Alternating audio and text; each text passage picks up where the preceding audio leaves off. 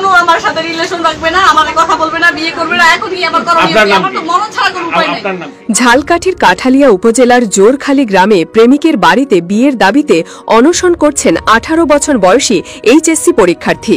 শনিবার দুপুরে ওই তরুণী সরাসরি প্রেমিক বাইজিদ হোসেনের বাড়িতে গিয়ে অবস্থান নেন এবং জানিয়ে দেন বিয়ে না করলে তিনি করবেন। ভুক্তভোগী তরুণী ফারজানা আক্তার উপজেলার সোনাউটা গ্রামের বাসিন্দা। তার অভিযোগ, গত 2 বছর ধরে বাইজিদের সঙ্গে তার প্রেমের সম্পর্ক রয়েছে এবং বিয়ের আশ্বাসে তাদের একাধিকবার শারীরিক সম্পর্ক হয়েছে। এখন ছেলেটি বিয়ে করতে রাজি না হয়ে সম্পর্ক থেকে সরে যেতে চাইছে এবং ফোনও ধরছে না। ফারজানা বলেন, বিয়ের প্রতিশ্রুতি দিয়ে আমার সঙ্গে বারবার সম্পর্ক করেছে, এখন সবকিছু অস্বীকার করছে। আমি ন্যায় বিচার চাই, না হলে জীবন শেষ করে দেব। তরুণীর এমন অবস্থানকে কেন্দ্র করে এলাকায় চাঞ্চল্য ছড়িয়ে পড়েছে। গ্রামবাসীদের অনেকে বিষয়টি নিয়ে মিশ্র প্রতিক্রিয়া জানিয়েছেন। কারোর মতে মেয়েটি সাহসিকতার পরিচয় দিয়েছে, আবার কেউ মনে করছেন এই ধরনের ঘটনা সামাজিকভাবে অশান্তি সৃষ্টি করে। বাইজিদের পরিবারের ভাষ্য, এটা সম্পূর্ণ নাটক। মেয়েটি আমাদের ছেলেকে ফাঁসাতে চায়, সবকিছু পরিকল্পিত। আমরা এ ব্যাপারে আইনগত ব্যবস্থা নেব। অন্যদিকে ফারজানার পরিবারের দাবি, তারা এমন ঘটনায় চরম বিবৃত। একমাত্র মেয়ে বলেই তাকে নিয়ে এখন চরম দুশ্চিন্তা ভর করেছে। মেয়েটির মা বলেন, আমাদের সম্মান এখন ভাঙা, আমরা গ্রামে মাথা উঁচু করে চলতে চাই। কোনো ছেলে যদি মেয়ের জীবন নিয়ে খেলাধুলা করে তাকে ছাড় দেওয়া হবে না। ঘটনার বিষয়ে কাঠালিয়া থানার ওসি মং চেনলা জানান, এখনো কেউ কোনো লিখিত অভিযোগ দেয়নি। অভিযোগ পেলে তদন্ত করে ব্যবস্থা নেওয়া হবে।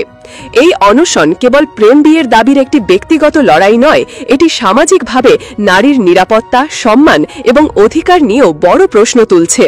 বাংলাদেশে এ ধরনের ঘটনা নতুন নয়। প্রেমের সম্পর্ক, প্রতিশ্রুতি ও পরে তা অস্বীকার করা, এ ধরনের অভিযোগ নিয়ে বহু নারী সামাজিকভাবে হেয় প্রতিপন্ন হন। এই ধরনের পরিস্থিতিতে কেউ পরিবারে আশ্রয় পান, কেউ আবার হয়ে ওঠেন একা প্রতিবাদী। এইচএসসি পরীক্ষার্থী ফারজানার ক্ষেত্রেও বিষয়টি তেমনই।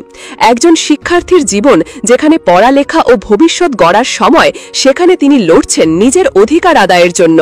যদি তার অভিযোগ সত্যি হয়, তাহলে এটি নিঃসন্দেহে একটি প্রতারণামূলক সম্পর্ক এবং এর জন্য দায়ী ব্যক্তিকে আইনের আওতায় আনাই ন্যায় বিচার। অন্যদিকে ছেলেটির পরিবার যদি সত্যি ষড়যন্ত্রের শিকার হয়ে থাকে, তাহলে সেটিও গুরুত্ব সহকারে তদন্তের দাবি রাখে। তবে যে অবস্থান থেকেই হোক না কেন, এমন ঘটনা উভয় পরিবারের জন্য মানসিক, সামাজিক এবং ভবিষ্যৎ জীবনে গভীর প্রভাব ফেলতে বাধ্য। বিশেষজ্ঞরা মনে করেন, এই ধরনের বিষয়ে দ্রুত প্রশাসনিক হস্তক্ষেপ জরুরি, কারণ এমন অনশন ও সামাজিক চাপে অনেক সময় পরিস্থিতি নিয়ন্ত্রণের বাইরে চলে যেতে পারে। তরুণ তরুণীদের মধ্যে সচেতনতা, পারিবারিক যোগাযোগ এবং প্রয়োজন হলে কাউন্সেলিংয়ের ব্যবস্থা থাকা দরকার।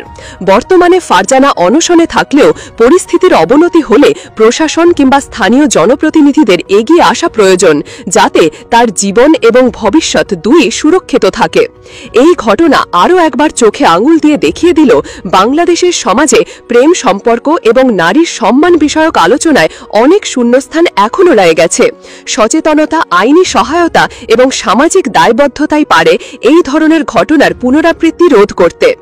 একজন কিশোরী যখন প্রেমিকের বাড়িতে গিয়ে অনশন শুরু করে, তখন সেটা কেবল ভালোবাসার নয়, সম্মানের দাবিও বটে। সমাজ ও প্রশাসনের উচিত এই তরুণীর কণ্ঠস্রব শোনা এবং সত্য অনুসন্ধান করে ন্যায়ের পথে হাঁটা।